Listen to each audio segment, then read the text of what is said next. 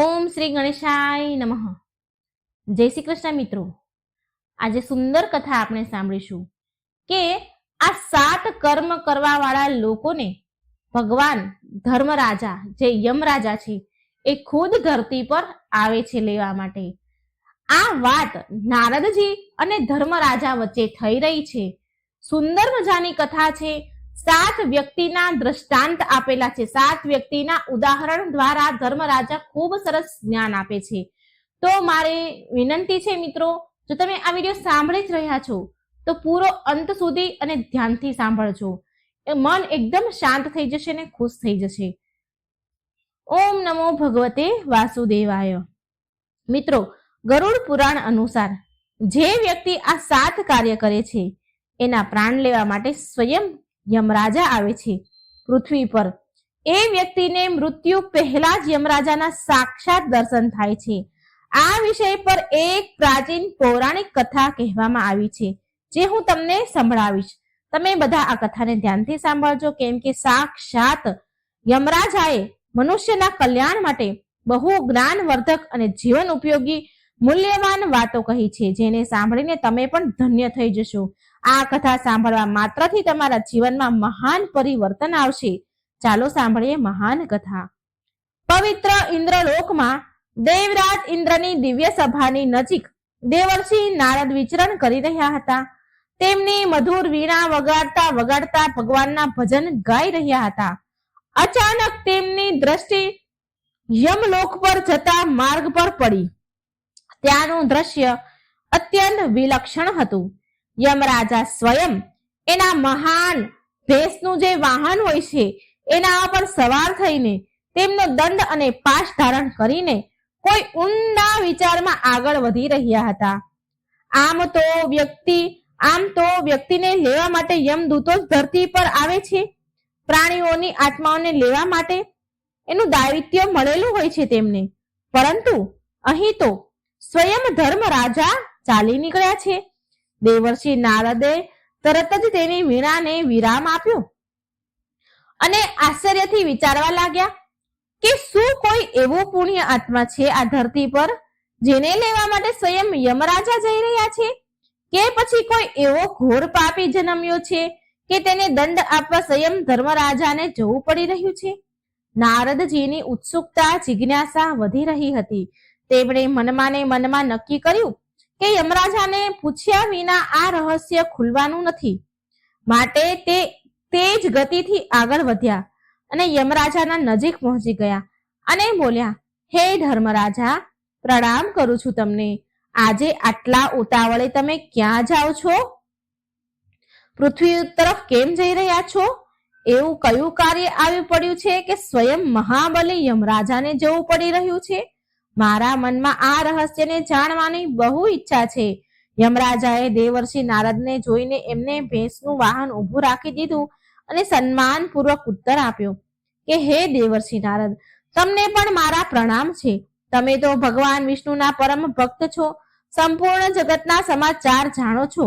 છતાં પણ જો તમે પૂછ્યું છે તો હું તમને કહું છું કે આજે પૃથ્વી લોક પર 7 એવા મનુષ્યના પ્રાણ લેવા જઈ રહ્યો છું જેના કર્મ એવા વિલક્ષણ છે કે તેની પાસે મારે સ્વયં ઉપસ્થિત થવું જરૂરી છે. ભલે એ પાપી હોય કે પુણ્ય આત્મા હોય, મારો પોતાનો નિયમ છે કે જે પણ મનુષ્ય જીવનમાં આ 7 વિશેષ કર્મ કરે છે એને યમલોક લેવા માટે હું પોતે જાઉં છું. નારદજીની મૂંઝવણ વધારે વધી ગઈ અને બોલ્યા કે હે ધર્મરાજા, મનુષ્યના પ્રાણ લેવા માટે તો તમારા યમદૂતો જાય છે, પછી એવી કઈ વિશેષતા છે કે તમારે સ્વયં જવું પડે છે? શું એ 7 મનુષ્ય કોઈ મહાન પુણ્યના ભાગીદાર છે કે પછી એમાં કોઈ ઘોર પાપી પણ છે?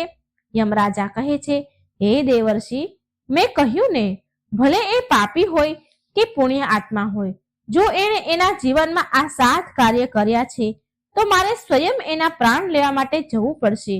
તમારી જો ઈચ્છા હોય તો મારી સાથે ચાલો, હું તમને એ બધાના દર્શન પણ કરાવી દઈશ અને તેના કર્મ વિશે પણ તમને બતાવીશ. દેવર્ષિ નારદે વિચાર્યું કે આવો અવસર ભાગ્યે જ મળશે તો સ્વયં ધર્મરાજા સાથે પૃથ્વી લોક પર જઈને એ મનુષ્ય વિશે જાણવા મળે. માટે એ બોલ્યા, હે ધર્મરાજા, આ મારું સૌભાગ્ય હશે. હું જરૂર તમારી સાથે આવીશ. કૃપા કરી મારું માર્ગદર્શન કરો. આટલું સાંભળતા યમરાજાએ તેની ભેંસને નિર્દેશ આપ્યો કે યમલોકની સીમાને પાર કરીને એ દેવર્ષિ નારદ સાથે આકાશ માર્ગથી પૃથ્વી પર પ્રસ્થાન કરી ગયા. એ એક ઘટાદાર દુર્ગમ વન ક્ષેત્રમાં એક અત્યંત દરિદ્ર બ્રાહ્મણની ઝૂંપડી હતી. આ વન મહાક્ષય વન કહેવાતું હતું. આ વનનું વર્ણન અનેક પુરાણોમાં મળી આવે છે.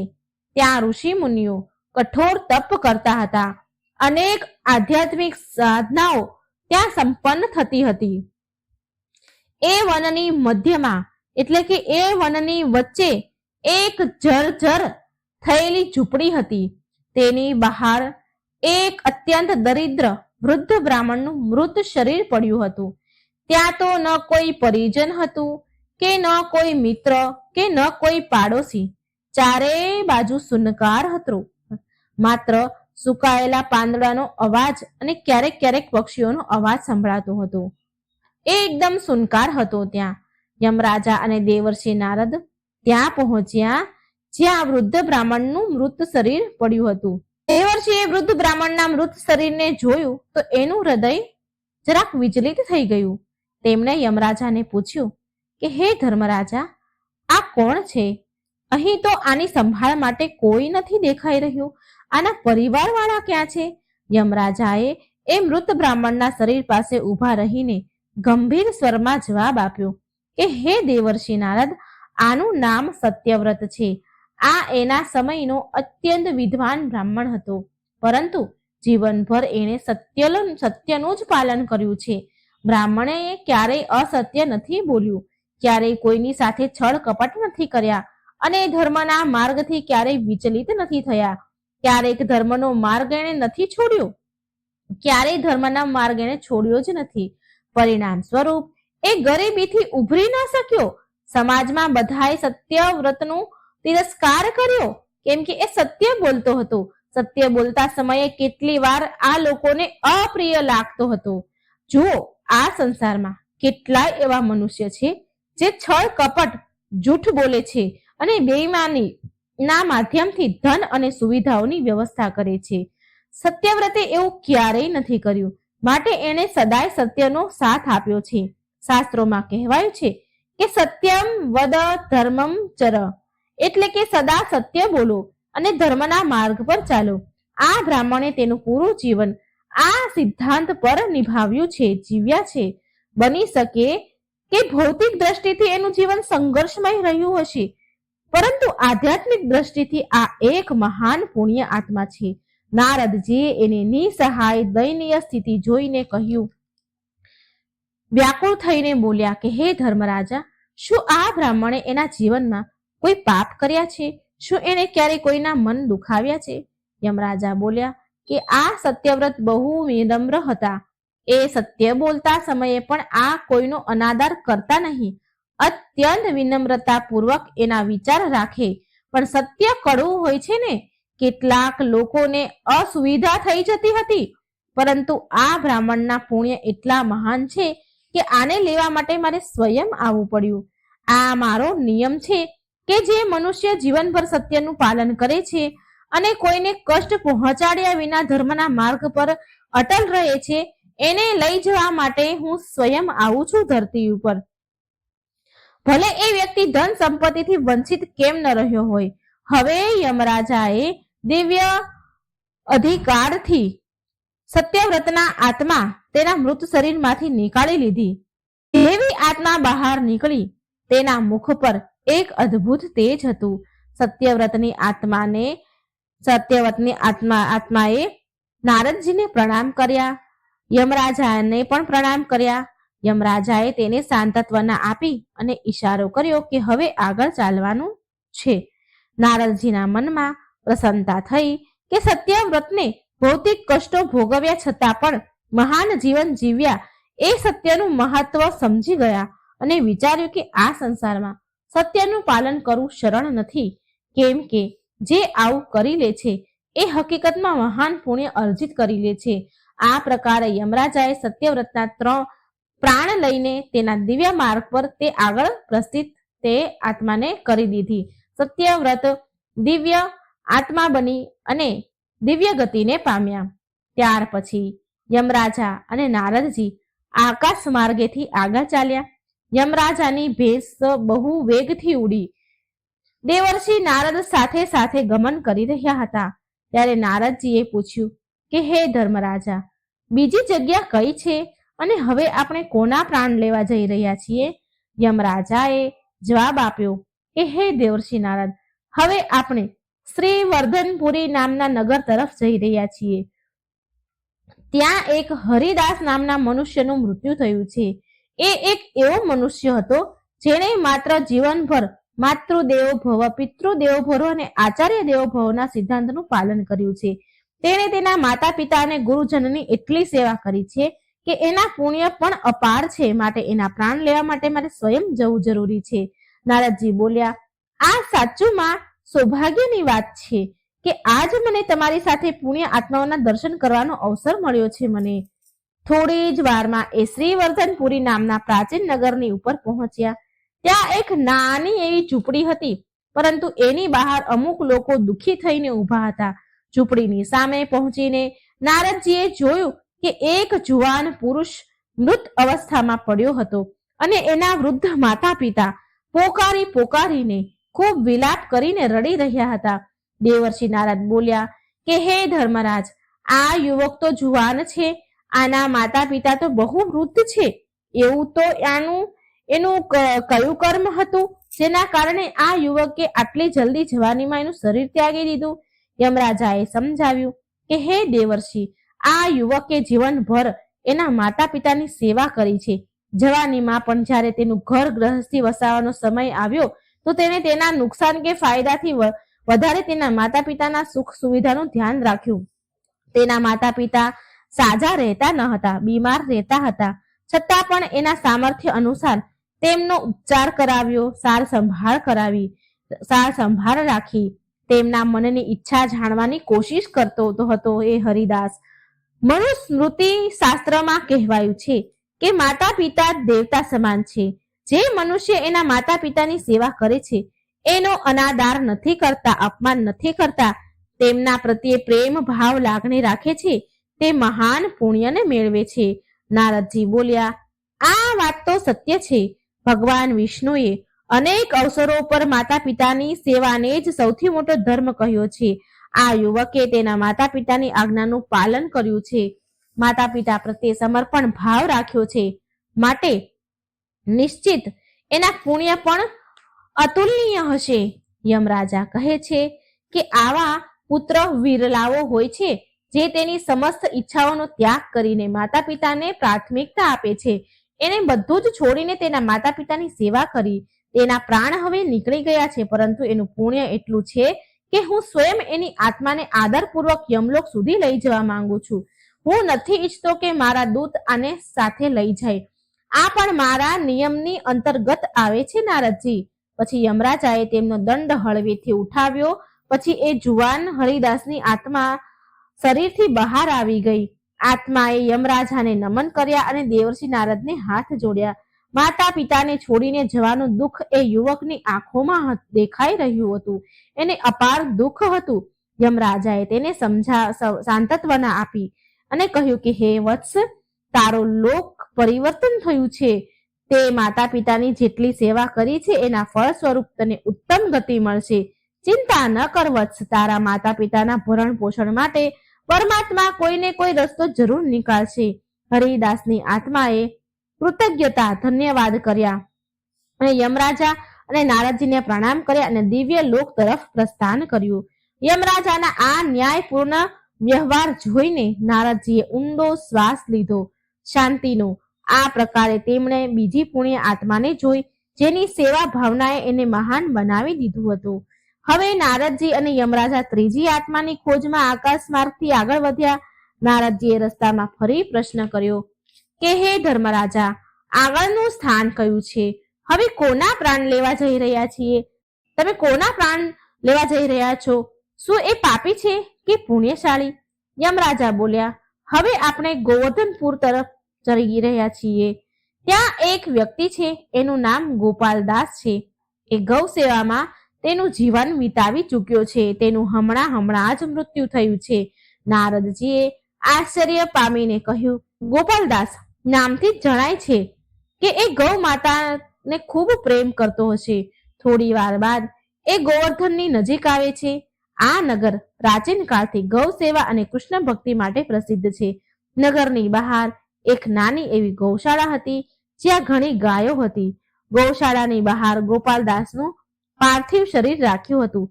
એની આસપાસ ગોવાળો દુઃખી થઈને ઊભા હતા. ગાયો ઊભી હતી. ગાયો પણ ઉદાસ હતી અને લોકોમાં પણ શોક છવાયેલો હતો. પછી નારદજીએ યમરાજાને કહ્યું.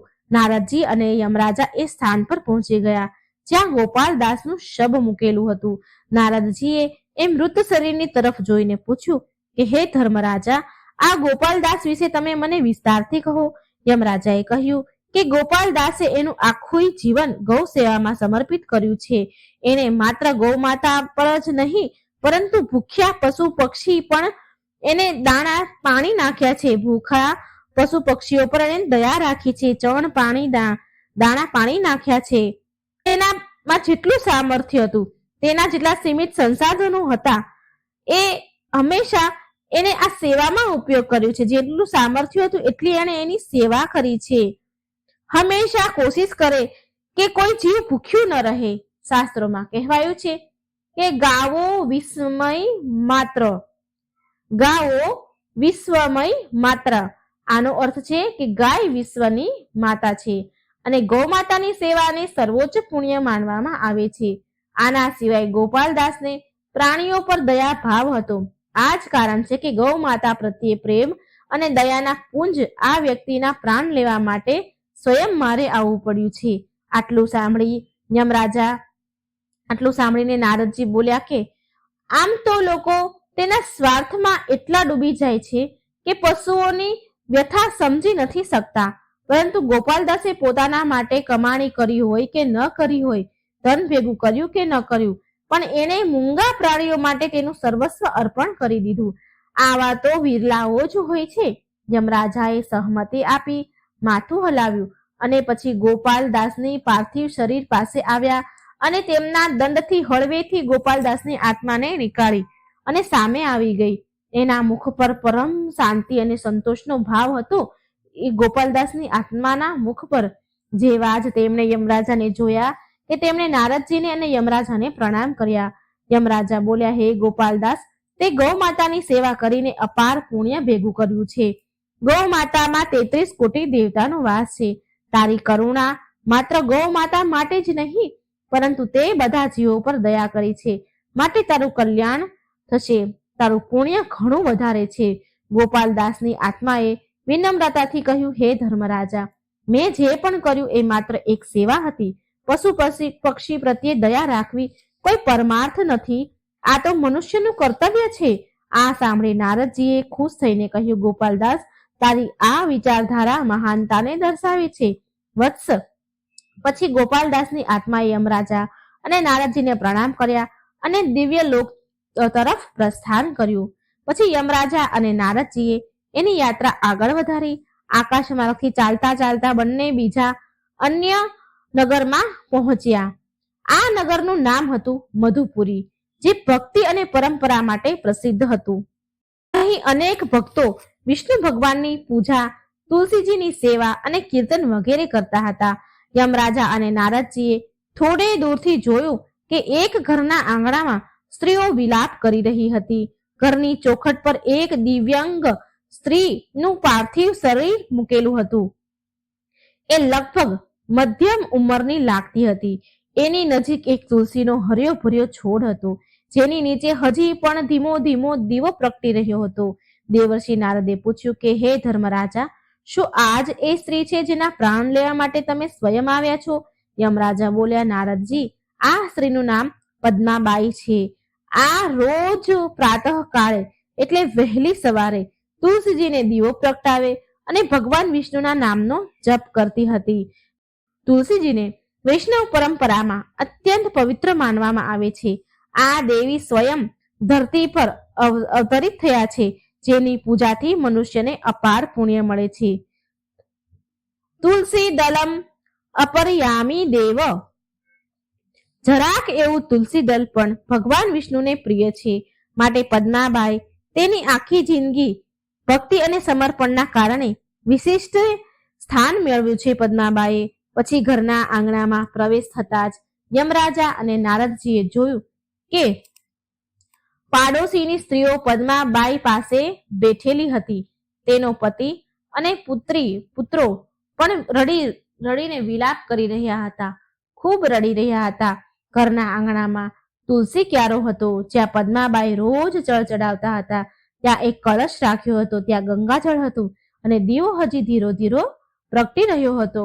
ત્યાં નારદજીએ કૌતૂહલપૂર્વક પૂછ્યું કે હે ધર્મરાજા, તુલસીજીની પૂજાનું એટલું શું મહત્વ છે કે તમે સ્વયં આવવાનો નિયમ બનાવ્યો છે? યમરાજાએ વિસ્તારથી સમજાવ્યું કે તુલસી સ્વયં લક્ષ્મી સ્વરૂપા છે.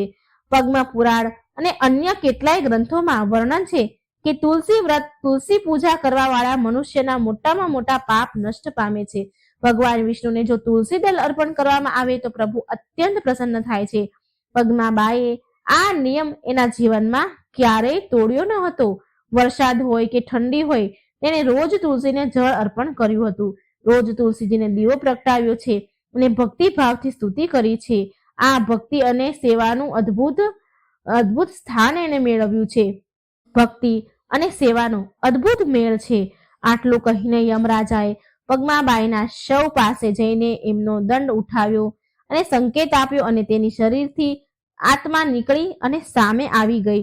આત્મા અત્યંત શાંત અને દિવ્ય પ્રતીત થઈ રહી હતી. તેણે ઝૂકીને યમરાજા અને નારદજીને પ્રણામ કર્યા. યમરાજાએ સ્નેહભર્યા અવાજે કહ્યું, હે પદ્માબાઈ, તમે ઘર ગૃહસ્થી જવાબદારી નિભાવતા છતાં પણ સમર્પણ ભાવથી તુલસીજીની પૂજા કરી છે. આ અનુકરણીય છે. ધર્મના માર્ગ પર ચાલતા ગૃહસ્થ ધર્મનું પાલન કરીને પણ પરમાત્માની ભક્તિ સંભવ છે. આ સંદેશ તમે આપ્યો છે. પદ્માબાઈની આત્મા બોલી, હે ધર્મરાજા, આ બધી તો ભગવાનની કૃપા છે. મેં માત્ર મારા મન અને વિશ્વાસનું પાલન કર્યું છે. મને ખબર ન હતી કે મને આવું દિવ્ય ફળ પણ મળશે. આના ઉપરાંત પદ્માબાઈની આત્મા પણ યમલોક જવા તૈયાર થઈ ગઈ. પાછળ એનો પરિવાર વિલાપ કરતો રહ્યો, પરંતુ યમરાજાએ વાર કર્યા વિના આગળ પ્રસ્થાન કરવાનો નિર્ણય કર્યો. દેવર્ષિ નારદ પણ સાથે હતા. એ વિચારી રહ્યા હતા કે આ સંસારમાં ભક્તિ અને શ્રદ્ધાના કેટલા રૂપ છે, પરંતુ સત્ય, સેવા, ગૌ સેવા ભાવ અને હવે તુલસી પૂજા માત્ર એક દિવ્ય બનાવી દે છે. યમરાજાની ભેંસ પણ હવે મધ્ય દેશના પ્રાચીન નગર ઇન્દુપુરની તરફ લઈ જઈ રહી હતી. આ નગર ચંદ્રવંશના કોઈ પ્રાચીન રાજાના નામ પર બનાવવામાં આવ્યું હતું. ત્યાં એક વૃદ્ધ સ્ત્રીનું મૃત્યુ થયું હતું. તેનું નામ સુભદ્રા દેવી હતું. એ દિનહીન અવસ્થામાં રહેતી હતી, પરંતુ એની ભક્તિ અને ઉપાસનાનું સ્તર બહુ ઊંચું હતું. યમરાજાએ સંકેત આપ્યો કે હવે આગળનું સ્થાન ત્યાં છે. માર્ગમાં નારદજીએ પૂછ્યું કે હે ધર્મરાજા, આ સુભદ્રા દેવી કોણ છે અને એને કયું પુણ્ય કર્યું છે? તમે સ્વયં એને લેવા જઈ રહ્યા છો? આ સ્ત્રીએ તેના જીવનમાં યમરાજા બોલ્યા કે આ સ્ત્રીએ તેના જીવનમાં એકાદશીનું વ્રત પૂરી નિષ્ઠાથી કર્યું છે. તો દેવર્ષિ નારદ બોલ્યા, હે ધર્મરાજા, તમે બતાવ્યું કે આ સ્ત્રીએ જીવનભર એકાદશીના વ્રત કર્યા છે. શું એકાદશીનું વ્રત આટલું બધું મહત્વ આપે છે? યમરાજા બોલ્યા, હે દેવર્ષિ, એકાદશી વ્રત ભગવાન વિષ્ણુને અત્યંત પ્રિય છે. એકાદશી સ્વયં હરિનો દિવસ માનવામાં આવે છે. વિષ્ણુ પુરાણ, પદ્મ પુરાણ વગેરેમાં એકાદશીનો મહિમા વિસ્તારપૂર્વક બતાવવામાં આવ્યો છે. એકાદશીનું વર્ણન છે, મનુષ્ય જો શ્રદ્ધા અને નિયમપૂર્વક એકાદશીનું વ્રત કરે તો એના અનેક જન્મોના પાપ કપાઈ જાય છે અને તેના પર ભગવાન વિષ્ણુની વિશેષ કૃપા થાય છે. સુભદ્રા દેવીએ યુવા અવસ્થાથી લઈને તેના અંતિમ સમય સુધી એકાદશી વ્રત નથી છોડ્યા. ભલે ઋતુ મોસમ ગમે તેવું હોય, પરિસ્થિતિ ગમે તેવી હોય, ભલે પૈસા હોય કે ન હોય, પણ એમણે એકાદશીના વ્રત પૂર્ણ કર્યા છે. આમ વાત કરતા કરતા એ ઇન્દુપુર પહોંચી ગયા. શહેરના ખૂણામાં એક જૂનું મકાન હતું. જ્યાં સુભદ્રા દેવીનું જૂનું મકાન હતું ત્યાં અમુક પાડોશી સ્ત્રીઓ અને 4-5 પરિજન ભેગા થયા હતા. સુભદ્રા દેવીના સંબંધિત આમ તેમ હતા. એનો મતલબ કે બહાર ગામ નગરોમાં રહેતા હતા. ત્યાં હાજર કોઈ ન હતું, માટે અંતિમ સમયમાં કોઈ સગું હતું નહીં. નારદજી અને યમરાજા એ સ્થાન પર પહોંચી ગયા જ્યાં સુભદ્રા દેવીનું શબ હતું. નારદજીએ દિવ્યંગ વૃદ્ધ સ્ત્રીને જોઈને વીણાને ધીમેથી વગાડીને પ્રશ્ન કર્યો કે હે ધર્મરાજા, આ વૃદ્ધ ડોશીમાનું પૂરું જીવન શું ઇન્દુપુર નગરમાં જ વીત્યું છે? યમરાજા બોલ્યા, હા, સુભદ્રા દેવી અહીં જ મોટા થયા છે. એના પતિનું દેહાંત બહુ સમય પહેલા થઈ ગયો હતો.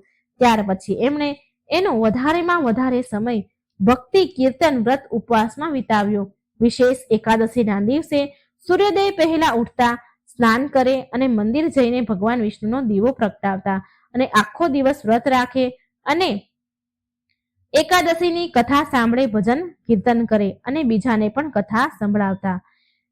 નિર્જલ કે ફરાહાર જેમ એની શક્તિ હોય એ પ્રમાણે મેં એકાદશીનું વ્રત કર્યું છે. જે મનુષ્ય નિયમપૂર્વક એકાદશી કરે છે એને ભવસાગર પાર કરવામાં સરળતા મળે છે. વ્યક્તિ એના પાપોમાંથી મુક્ત થઈ જાય છે અને તેના ચિત્તને શુદ્ધ કરે છે. પછી યમરાજાએ દંડ ઉઠાવ્યો, ઈશારો કર્યો અને એની આત્મા નીકળીને સામે આવી ગઈ. સુભદ્રા દેવીએ યમરાજા અને નારદજીને પ્રણામ કર્યા. આત્માના મુખ પર ભક્તિ અને અદ્ભુત તેજ હતું.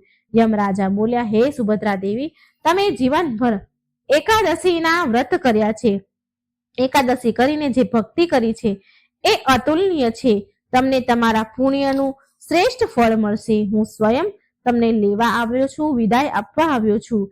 આમ સુભદ્રા દેવીની આત્મા પણ દિવ્ય ગતિને પ્રાપ્ત થઈ. યમરાજાએ જોયું કે નારદજીના મનમાં એકાદશી વ્રતની ઊંડી શ્રદ્ધા બેસી ગઈ છે. નારદજી મનમાં વિચાર કરી રહ્યા છે કે ભગવાનની ભક્તિ કોઈને પણ દિવ્ય બનાવી શકે છે. ત્યાર પછી યમરાજા અને નારદજીએ સુભદ્રા દેવીના ઘરેથી નીકળીને આકાશ માર્ગે ચાલતા થયા. માર્ગમાં નારદજીએ પૂછ્યું, હે ધર્મરાજા, હવે આપણે ક્યાંય પુણ્ય આત્માને મળવા જઈ રહ્યા છીએ? યમરાજા બોલ્યા કે હવે આપણે પ્રભાસપુરી જવાનું છે. ત્યાં એક ધનવાન પુરુષ હમણાં જ સ્વર્ગવાસ થયા છે. એ બહુ ઉદાર હૃદયના હતા. તે અતિથિની સેવા સત્કાર કરતા.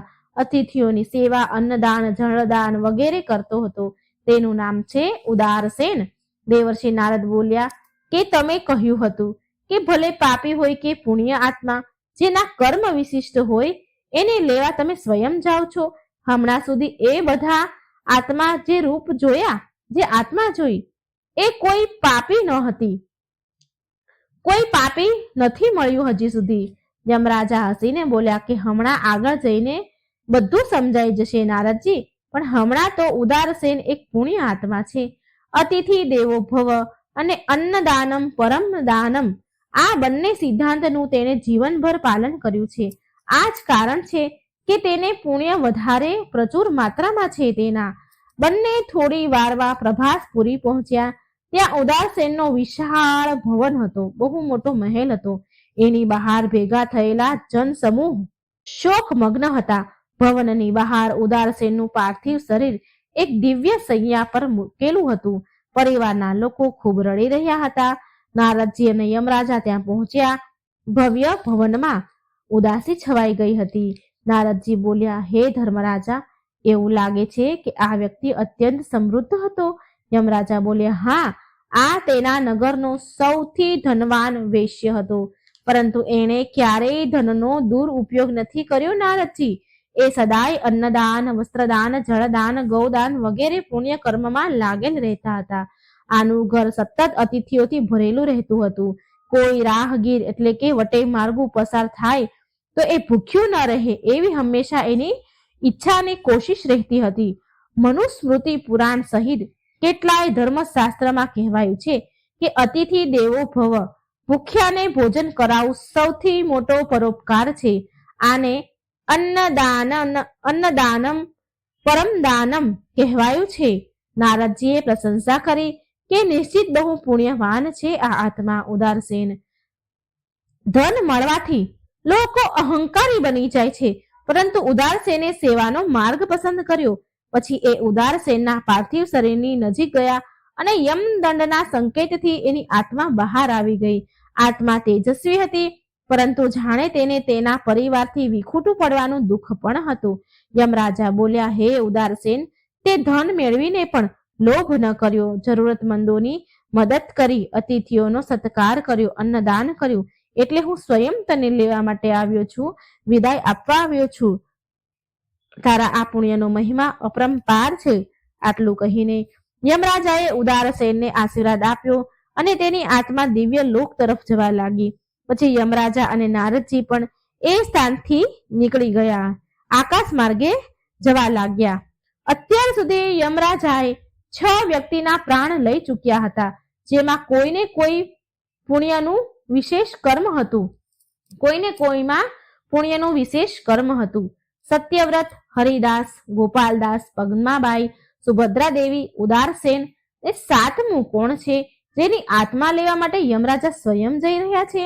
યમરાજાએ કહ્યું, હે દેવર્ષિ, તમે પૂછ્યું હતું કે 7 લોકમાં પાપી પણ હોઈ શકે છે, પરંતુ અત્યાર સુધી તો પુણ્ય આત્મા જ મળી છે.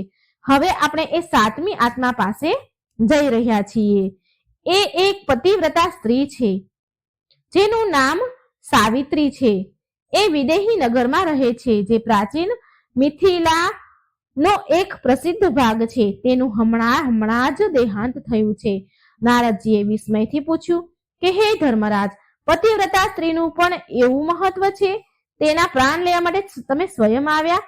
યમરાજાએ હસીને કહ્યું કે શાસ્ત્રોમાં પતિવ્રતા ધર્મને અત્યંત ઉચ્ચ સ્થાન આપવામાં આવ્યું છે. સતયુગથી લઈને દ્વાપર યુગ સુધી અગણિત ઉદાહરણ છે. સાવિત્રી, સત્યવાન, સીતારામ, નળ દમયંતી વગેરે. જ્યારે કોઈ પતિવ્રતા સ્ત્રી એના પતિને પરમેશ્વર સમાન માનીને એની સેવા કરે છે, તેના પ્રત્યે એક નિષ્ઠા ભાવ રાખે છે, જીવનમાં સુખ દુઃખમાં સાથ આપે છે, આ પતિ પ્રત્યેની નિષ્ઠા તેને દિવ્ય શક્તિ આપે છે. તમે થોડી વારમાં જોશો કે આ સાવિત્રીમાં કેટલું તેજ છે. બંને જલ્દી વિદેહી નગરમાં પહોંચ્યા. ત્યાં એક સામાન્ય મકાન હતું, જેની સામે સાવિત્રીનું મૃત શરીર એક સૈયા પર રાખેલું હતું. પાસે એનો પતિ બેસીને વિલાપ કરી રહ્યો હતો. પરિવારના અન્ય લોકો પણ રડી રહ્યા હતા. પતિની આંખો સોજી ગઈ હતી. તેને સમજાતું ન હતું કે એ તેની ધર્મપત્ની વિના કેવી રીતે રહેશે. નારદજીને આ દ્રશ્ય બહુ માર્મિક લાગ્યું. તેમણે ધીરેથી કહ્યું, હે ધર્મરાજા, આ સ્ત્રી તો ગૃહિણી રહી હશે ને? શું એણે એના જીવનમાં પાપ નહીં કર્યા હોય? પાપ કર્યા છે કે માત્ર પુણ્ય જ કમાઈ છે? યમરાજાએ જવાબ આપ્યો, હે દેવર્ષિ, આ સ્ત્રીએ એના જીવનમાં અનેક પાપ કર્યા છે. એને ક્યારેય તુલસીજીને જળ નથી ચડાવ્યું. ઈશ્વરને ભોગ ધરાવવાની જગ્યાએ માત્ર એના પતિને જ ભોજન કરાવતી હતી. ભગવાનની પૂજા પહેલા તે પતિની પૂજા કરતી હતી. પરંતુ હે દેવર્ષિ, પતિવ્રતા ધર્મ તેના પોતામાં જ મહાન છે. જેઓ કોઈ સ્ત્રી હૃદયથી તેના પતિની સેવા કરે છે, એને પરમાત્માનો અંશ માને છે, તેની ઇન્દ્રિયોને વશમાં રાખે છે, તેનું સુખ દુઃખ તેની સાથે વહેંચે છે, તે અલૌકિક પુણ્યની અધિકારી બને છે. સાવિત્રીએ તેના પતિની આજ્ઞાનું પાલન કર્યું, સદા એનું સન્માન કર્યું, ક્યારેય કોઈ શિકાયત ન કરી. ભલે તેના ગ્રહસ્થ જીવનમાં ગમે તેટલું કષ્ટ કેમ ન આવ્યું હોય, તેની નિષ્ઠા અતૂટ રહી હતી. માટે તેણે જેટલા પણ પાપ કર્યા એ બધા તેના પતિવ્રતા ધર્મ આગળ નષ્ટ થઈ ગયા. આટલું કહીને યમરાજાએ સાવિત્રીની નજીક આવીને એમનો દંડ ઉઠાવ્યો. એ જ ક્ષણે સાવિત્રીની આત્મા બહાર આવી અને તેના મુખ પર અદ્ભુત તેજ અને શાંતિ હતી. તેને હાથ જોડીને યમરાજા અને નારદજીને પ્રણામ કર્યા. એની પાસે બેઠેલો તેનો પતિ રડી રહ્યો હતો. તેના દેહની સામે રડતો હતો. તેને તેની પત્નીની દિવ્યતાનો બોધ ન હતો. યમરાજા બોલ્યા, હે સાવિત્રી, તારી પતિવ્રતા નિષ્ઠા અતુલનીય છે. શાસ્ત્રમાં કહેવાયું છે કે પતિવ્રતા સ્ત્રી લોક અને પરલોક બંનેને સુશોભિત કરે છે.